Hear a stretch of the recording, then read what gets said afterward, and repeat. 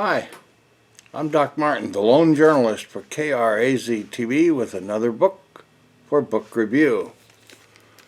American Visions, United States, 1800 to 1860, by Edward L. Ayers, winner of the Bancroft Prize. He is, Edward L. Ayers, a recipient of the National Humanities Medal, has won the Bancroft and Lincoln Prizes for his innovative histories of Civil War America. He is President Emeritus of the University of Richmond, where he is Executive Director of New American History. He lives in Charlottesville, Virginia. It is a book from W.W. Norton and Company Publishing, celebrating a century of independent publishing. How about that? Wow. Well, this was an interesting way of writing this book, but I'll get into that in a second. Here's the story: a revealing history of the formative period when voices of dissent and innovation defied power and created visions of America still resonant today. With so many of our histories falling into dire critique or blatant celebration, here's a welcome departure, a book that offers hope as well as honesty about American past. The American past. The early decades of the 19th century saw the expansion of slavery, native dispossession, and wars with Canada and Mexico. Mass immigration and powerful religious movements sent tremors through American society. But even as the powerful defended the status quo, others defied it. Voices from the margins moved to the center. Eccentric visions altered the accepted wisdom, and acts of empathy questioned self-interest. Edward L. Ayers' rich history examines the visions that moved Frederick Douglass, Margaret Fuller, the Native American activist William Appice, and others to challenge entrenched practices and beliefs. So Lydia Maria Child condemned the racism of her fellow Northerners at great personal cost. Melville and Thoreau, Joseph Smith, and Samuel Morse all charted new paths for America in the realms of art, nature, belief, and technology. It was Henry David Thoreau who, speaking of John Brown, challenged a hostile crowd. Is it not possible that an individual may be right and a government wrong? Good statement. Through the decades of award-winning scholarship on the Civil War, Edward L. Ayers has himself ventured beyond the interpretive status quo to recover the range of possibilities embedded in the past as it was lived. Here he turns a distinctive historical sensibility to a period when bold visionaries and critics built vigorous traditions of dissent and innovation into the foundation of the nation. Those traditions remain alive for us today. Well, that's certainly well true. Some of the praise for it is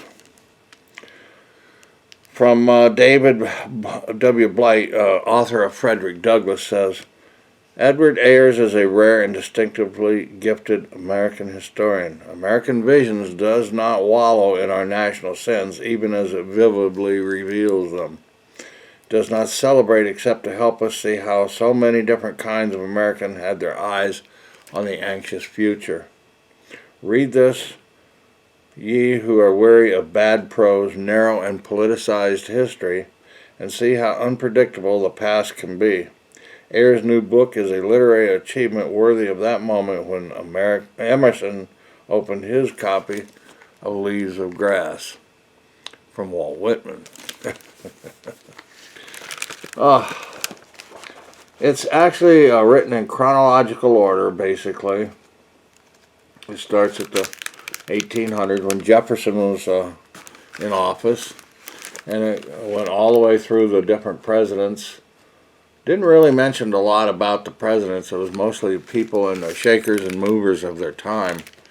But it goes up through the election of Abraham Lincoln. So he came into office in 61, but the book says 60. But the times were turbulent.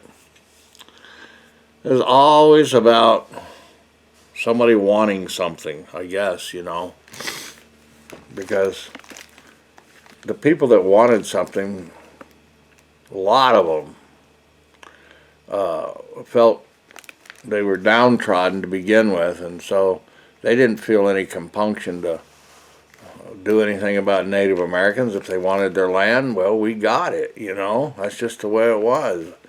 They didn't have any compunction about using other humans to do their work and beat them half to death if they didn't work hard enough or didn't want them.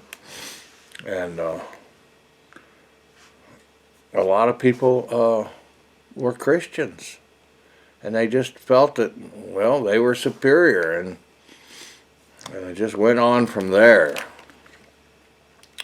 So the movement in America was always, the cradle was probably Boston and New York in the early days, and always had been in intellectuals and activism.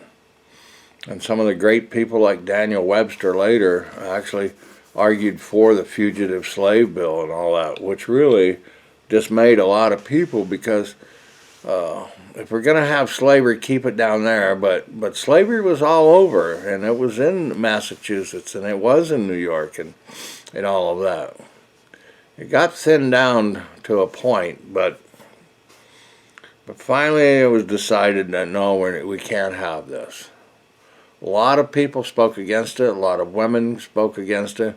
Of course, women were always on the back burner in a lot of people's mind, or men's minds back then, but slowly. Of course, not all men thought that way. A lot of men supported a few women that were vocal. And that's the biggest point, is that people were heard. And publishing and printing really helped get through, because there was none. But they did talk about the early part of the telegraph coming in actually earlier. And Samuel Morse actually envisioned it a lot earlier, and he finally got it worked on. And what is God wroth is that famous first message sent out is quite indicative. Then it talked about the intrusion of the railroads and how it came in, but it just talked about how people felt. It didn't get into every gory detail, but he didn't pull any punches either. So Doc Ayers is very likable in working on that, but I think what he says here, well, every good book has a lot of bibliographies and footnotes and all of that. So let's see, what did he say here? This book began to take shape in an undergraduate seminar at the University of Richmond, where we read classics of American literature in historical context. I'm grateful for the students' patience, humor, and goodwill in that sometimes bracing experience. They help me see familiar works through young eyes, help me glimpse what might still matter in long-ago words. So he's bringing out and keeping the lessons alive, and even young people that are in his classes motivated him to rethink how we thought about things, because that's the best I can say about it. But the accomplishments, like Audubon. Audubon was a guy that had slaves and didn't mind slaves and lived in the South and worked for rich plantation owners, killed a lot of game.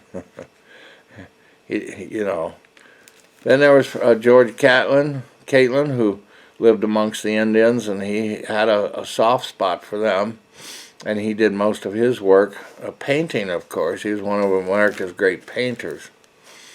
So the word was getting out, that a little empathy wasn't going to hurt anyone, and that was the main story, is that you have to change, and things did change. So I can just go on and on about the book, but you just have to read it yourself, because it's a consumable book in small bites, and it works in chapters of a couple years or periods between the time. But he discusses everything from the Mexican War, some of the horrendous. He talks about Frederick Douglass a lot. About Frederick Douglass was an escaped slave whose father was Scottish. It's just amazing. A lot of those people, and a lot of the artists and people like Frederick Douglass and all those people, went over to England and told their stories, and they had some greater acclaim at times there than they were listened to in America. A lot of the great poets like Thoreau, he was a thinker and he was a protester. He didn't like paying poll tax. Somebody paid it for him. They put him in jail because he wouldn't pay. He said, I'm not going to go to war, He spoke his mind. Walt Whitman loved everyone. Everybody tried to see the best and to put things in a good light, and some people did not approve of that, So there was still guns. I talk about Samuel Colt making his weapon and all that, and then changing it to the 6-shooter later, but it was a 5-shot. That was important, but guns are still in America, right? Guns made America, I guess. Anyway, that's not the point of the story. It's just my rant, but I just can go on and on about the inroads that people that have gone by the wayside and we don't think about today, but if you look them up, they're actually quite famous. And it was always said that there wasn't great writers in America, but finally we came up of age, and biggest thing is to let women have their say, and they were most concise. Look at Sojourner Truth. She was a black woman that got out of slavery and talked her mind, and she peed off a lot of people by saying the truth, Sometimes the truth hurts, but the truth is spread out through this book continually. So that's what I liked about the book. It's a pretty good book. I thought that I didn't know if I was going to like it or not. Then I don't know what it is about my reading style, but when I get into a book, I'm kind of edgy at first, or some books I just dive right in and I can't let up on it. This one here, I took a couple of days to get into it, but then I read every word of it and could see where the author was coming from. And I think you will too if you try and see what everyone in here did in their times. It's called American Visions, and it's by Edward L. Ayers, and it covers the period in United States from 1800 to 1860. We got this book at the Tucson, Pima County Public Library. I know I've been all over the place, but America was like that. Manifest Destiny, the term, actually didn't come in with Jefferson. It came in a little bit later, about 1840 or something. But all the warts and all, the story is here in American Visions. Thanks for watching. Carrie ZTV. Goodbye.